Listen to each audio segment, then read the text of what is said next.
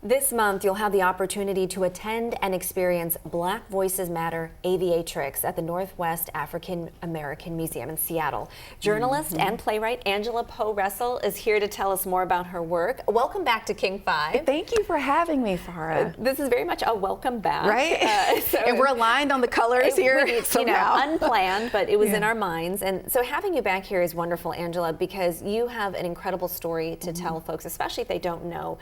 Bessie Coleman's story is the focus of your book and your lyrics. We're going to talk about the performance as well. Why did you choose to shine a brighter light on her? Because when I first heard about Bessie Coleman, I was angry.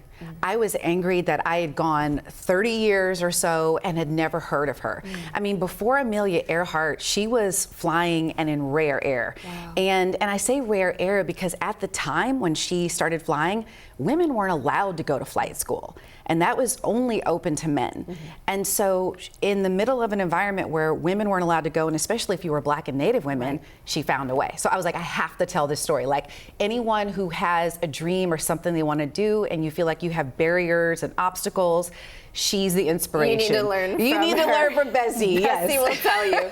Well, are there parts of her story that you have seen that are maybe you've seen or understood better through your work, like doing this project, writing and learning about her?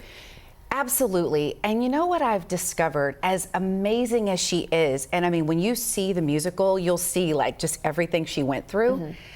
But nobody gets there by themselves. That's what I learned, is that and I don't want to obviously give away the whole thing, don't want to give it away, but at the same time, what I learned is that it really, whenever you see a hero, there are people around them. And they aren't always other women. Sometimes, you know, we need everybody, right, to come around and support each other. So that part really stood out to me. And I think really the question of how do you get back up when you've been knocked down so many times?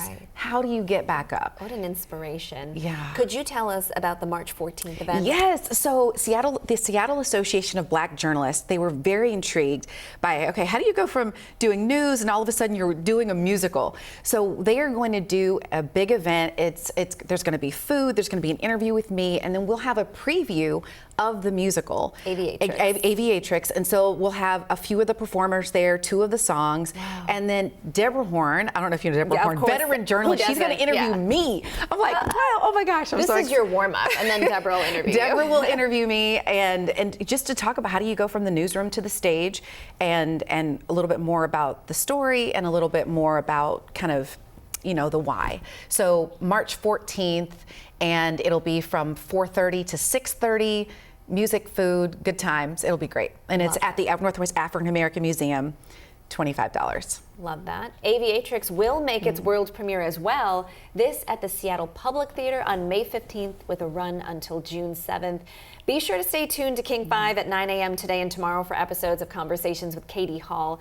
Angela will be featured tomorrow in the special Return of Women on the Rise. And I forgot to say one thing. If folks want tickets for International Women's Day, we are offering a special. You just go to SABJ online. Wonderful. Yeah. Angela, thanks so much for being here. Thanks for having me. Of course, my pleasure.